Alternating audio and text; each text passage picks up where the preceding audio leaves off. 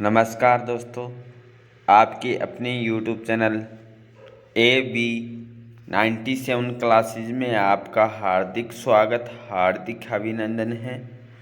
आज की इस क्लास में हम NCERT 7th क्लास साइंस जो अध्याय नंबर 1 था वो था पोषक पादपों में पोषक पोषण विधि, ये हम अध्ययन कर रहे थे। जो पिछली जो क्लास थी उसमें हम अध्ययन किया था कि पोषक किसे कहते हैं, ये हम अध्ययन कर चुके थे। पोषण क्या होता है ये भी हम अध्ययन कर चुके थे। तो आज हम अध्ययन करेंगे जो क्रियाकलाप 1.1 है, इससे हम अध्ययन करेंगे। जो भी साथी है जो पहले जो पार्ट था अध्याय नंबर 1 का, वो अगर नहीं देखा है तो उसको ज़रूर देखें। तो आज के इस सेशन को हम शुरू करते हैं। जो भी साथी है इस चैनल पे पहली बार आए हैं तो इस चैनल को सब्सक्राइब ज़रूर करें और लाइक, शेयर और कमेंट सेशन में भी ज़रूर बताना कि क्लास कैसे रही। क्रियाकलाप 1.1 बता रहा है कि एक ही प्रकार के दो पौधे हमें लेने हैं। दो गमले लीजिए, एक को अंधकार में, एक तो अंधेरे में रखना है, एक को सूर्य के प्रकाश में रखना है। कितने टाइम तक रखना है वो 72 घंटों तक रखिए। फिर पता चलेगा कि हमें जो एक को जो है सूर्य का प्रकाश में, एक सूर्य के प्रकाश के बिना हमने रखा है तो उसमें क्या अंतर आएगा इस 72 घंटों में। तो दोनों पादपों की पत्तियों में आयोडीन परीक्षण उसी प्रकार कीजिए जैसे आपने कक्षा में 6 में किया था। कि क्रियाकलाप है, इसमें बताया जा रहा है कि हमें दो पौधे लेने हैं, दो गमले लेने हैं। एक पौधे को तो सूर्य के प्रकाश में रखना है, एक पौधे को सूर्य की प्रकाश के बिना, मतलब कि उसको अंधेरे में रखना है या एक बंद कमरे में रखना है। तो क्या अंतर आएगा, क्या किस में विकास होगा, किस में विकास नहीं होगा। तो अब उस गमले को जिसे आपने अंधकार में रखा है 3-4 दिनों के लिए, तो सूर्य के प्रकाश में रख दीजिए। पुनः इसकी पत्ती क्या है, आयोडीन परीक्षण कीजिए। अपने परीक्षण अपनी नोटबुक में लिखिए। तो हमें क्या पता चलेगा कि अगर जो है सूर्य के प्रकाश में हमने पौधे को रखा है तो उसमें क्या होगा, प्रकाश संश्लेषण होगा। क्या होगा जी, प्रकाश संश्लेषण होगा। क्योंकि हमें पता चलता है कि प्रकाश जो संश्लेषण की जो प्रक्रिया होती है वो किसकी मौजूदगी में होती है, सूर्य के प्रकाश में। किसकी मौजूदगी में होती है, सूर्य का जो प्रकाश होगा तो प्रकाश संश्लेषण होगा। एक बात और हमारा यहाँ से क्वेश्चन आ सकता है कि जो प्रकाश संश्लेषण की जो प्रक्रिया होती है वो दिन में होती है या रात में होती है। तो हमारा आंसर आएगा जी, जब पौधे हैं प्रकाश संश्लेषण की जो प्रक्रिया करते हैं वो हमेशा दिन में होते हैं, ना कि रात में। इसलिए हमने दो गमले लिए थे, दोनों गमलों में एक ही पौधे लिए थे और उसको एक को सूर्य के प्रकाश में रखा था, एक को अंधेरे में रखा था। इससे हमें क्या पता चलता है कि इससे हमें ये पता चलता है कि जो प्रकाश संश्लेषण होगा वो दिन में रखा या सूर्य के प्रकाश में जो रखा है पौधा, उसी में ही प्रकाश संश्लेषण होगा, ना कि अंधेरे में रखा उस पौधे का। तो ये हमें इस क्रियाकलाप से हमें पता चलता है। नेक्स्ट पॉइंट हमारा रहेगा इम्पोर्टेंट क्वेश्चन रहेगा, वेरी इम्पोर्टेंट। हर बार एग्जाम में पूछा जाता है कि हरी पत्तियों के अतिरिक्त, जो हरी पत्तियां होती है इसके अतिरिक्त एक अन्य रंग होता है जो पत्तियों में पाया जाता है, उसे क्या कहते हैं, क्लोरोफिल। कि हरी पत्तियों के अतिरिक्त एक अन्य रंग की पत्तियों में भी क्लोरोफिल होता है। क्लोरोफिल किस प्रकार का होता है, क्लोरोफिल है किस रंग होता है, तो हरा रंग होता है। क्लोरोफिल कैसा होता है, एक हरा रंग या अन्य वर्णक हरा रंग होता है जो पत्तियों में पाया जाता है। इसीलिए जो है पौधों की या पादपों की जो है क्या कहते हैं, खाद्य फैक्ट्री किसे कहते हैं? वो कहते हैं पत्तियों को। क्यों कहते हैं? क्योंकि इसमें क्या होता है? हरा रंग होता है, क्लोरोफिल। क्लोरोफिल क्या काम करवाता है? प्रकाश संश्लेषण की जो प्रक्रिया होती है क्लोरोफिल की मौजूदगी के कारण पत्तियों में होती है। इसीलिए पत्तियों को क्या कहा जाता है? खाद्य फैक्ट्री या पौधों की रसोई घर कहा जाता है। परंतु इन पत्तियों में उपस्थित लाल, भूरे अथवा अन्य वर्णक क्लोरोफिल के हरे रंग का जो प्रच्छादन कर देते हैं। कि बताया जा रहा है कि क्लोरोफिल है, क्लोरोफिल में कौन सा रंग होता है? हरा रंग होता है। इस हरे रंग को ढकने का जो काम है, इसके ऊपर क्या है? इसको हरा रंग न दिखाने के कारण कौन से रंग होंगे? भूरा, लाल और अन्य वर्णक जो हैं रंग होते हैं, जो इस हरे रंग को क्या है? ये ढक लेते हैं।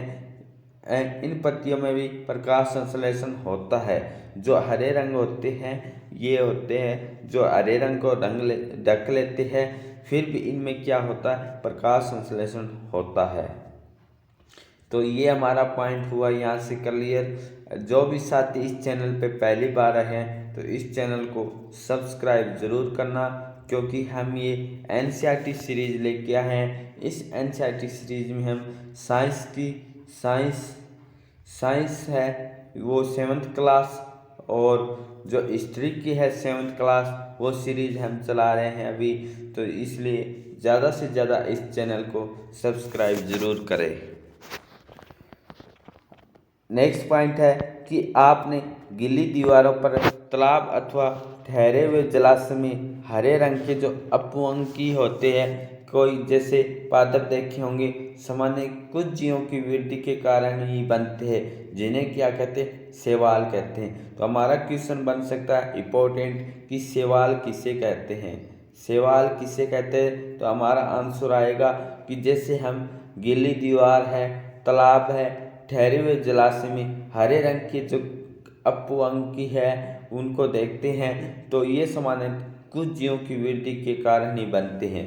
जो जैसे काई होती है ना तालाब के पास हरे हरे रंग की, तो इन्हीं को ही हम क्या कहते हैं? शैवाल कहते हैं। इन्हीं की वृद्धि के कारण क्या है?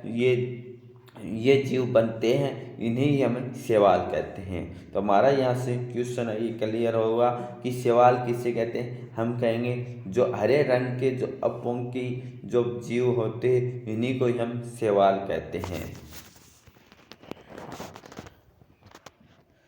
नेक्स्ट पॉइंट है हमारा वो रहेगा जी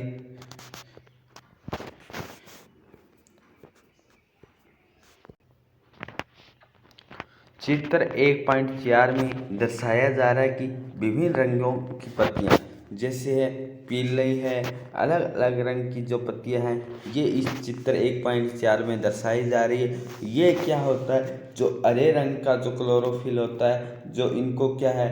ढकने का काम कौन करती है? विभिन्न रंगों की पत्तियां जो करती है, परंतु इनमें भी ये प्रकाश संश्लेषण होता है।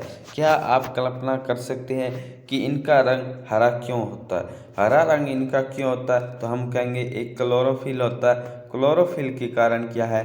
पत्तियों का रंग क्या होता है? हरा होता है। क्लोरोफिल के कारण क्या होता है? पत्तियों का रंग हरा होता है। क्लोरोफिल होता है, पत्तियों में क्या होता है? क्लोरोफिल होता है। इन क्लोरोफिल की वजह से ही ये क्या रंग है? क्या दिखाई देते हैं? हरे दिखाई देते हैं। शैवाल भी अपना प्रकाश संश्लेषण, अपना भोजन स्वयं बनाते हैं। कौन है जो अपना भोजन स्वयं बनाते हैं? तो हम कहेंगे जी क्या कहेंगे कि पादप है, ये भी अपना क्या है? भोजन स्वयं बनाते हैं। पादप के साथ साथ ऐसा कौन सा जीव है? शैवाल भी क्या है? अपना भोजन स्वयं बनाते हैं। तो इन्हें हम क्या कहेंगे? स्वपोषी कहेंगे।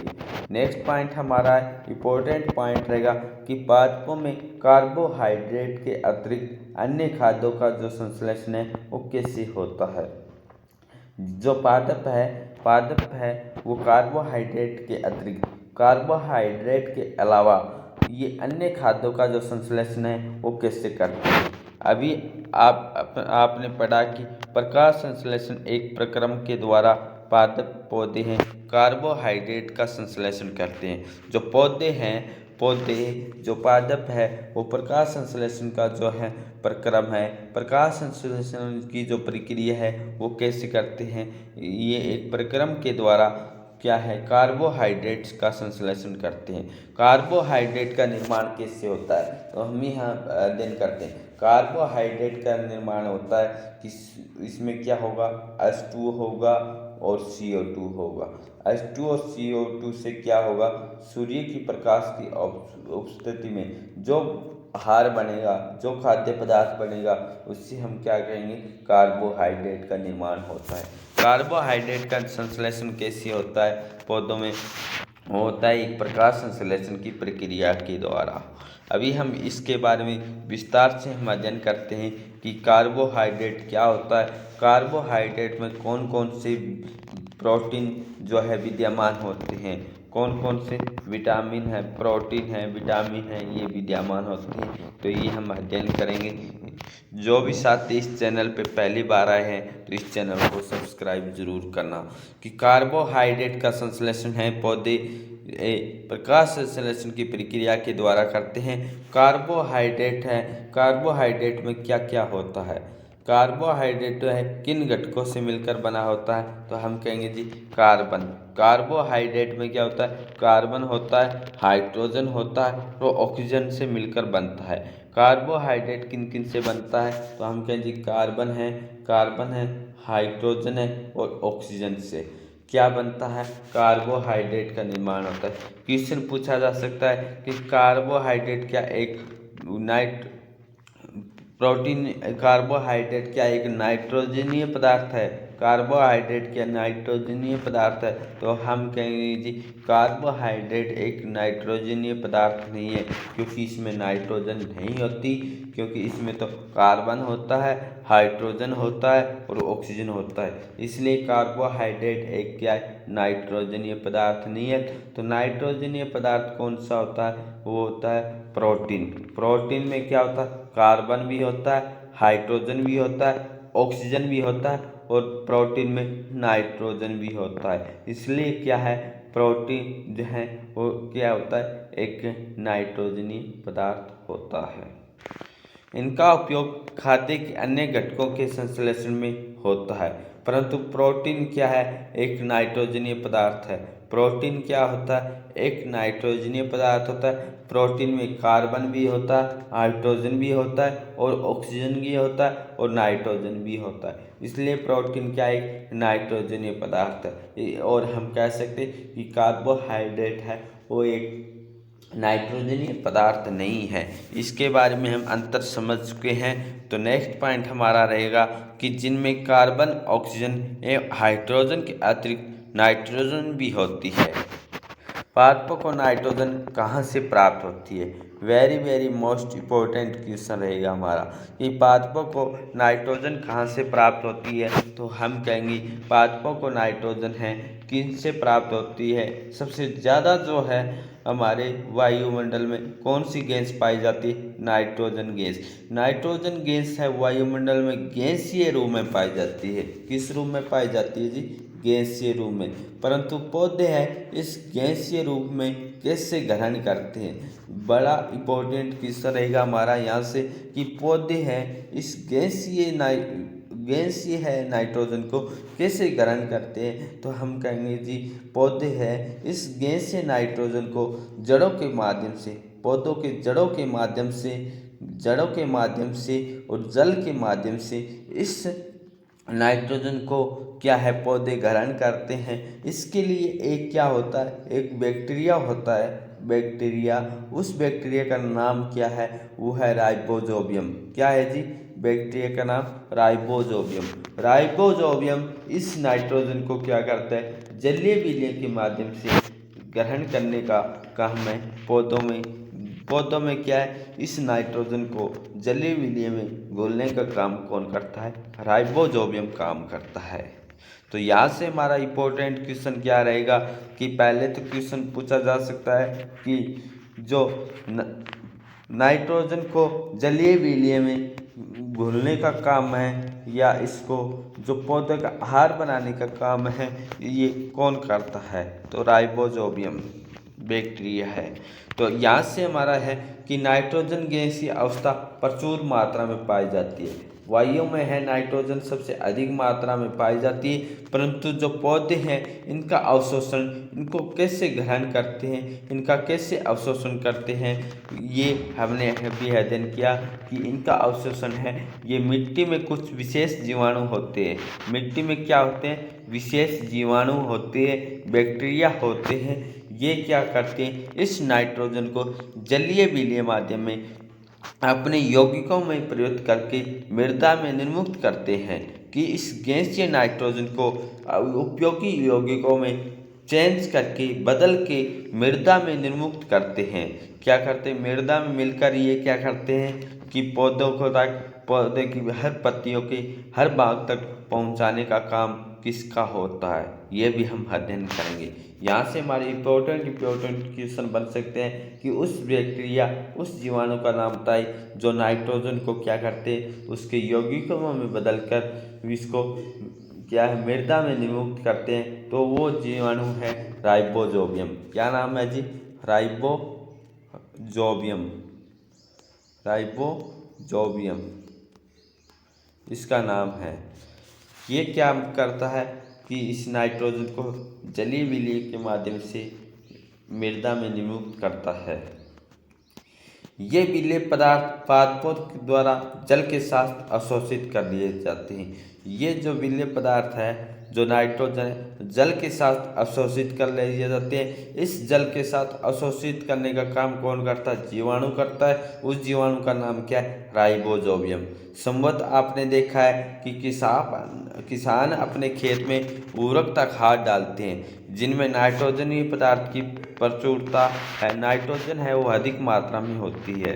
तो इसका जो अवशोषण कैसे होता है? ये इसका अवशोषण है एक बैक्टीरिया होता है राइबोजोबियम। वो क्या क्या काम करता है? इसको जल में घुलने का काम करवाता है। इस प्रकार अन्य संघटक जो है, अन्य सहघटक के साथ पादपों की नाइट्रोजन की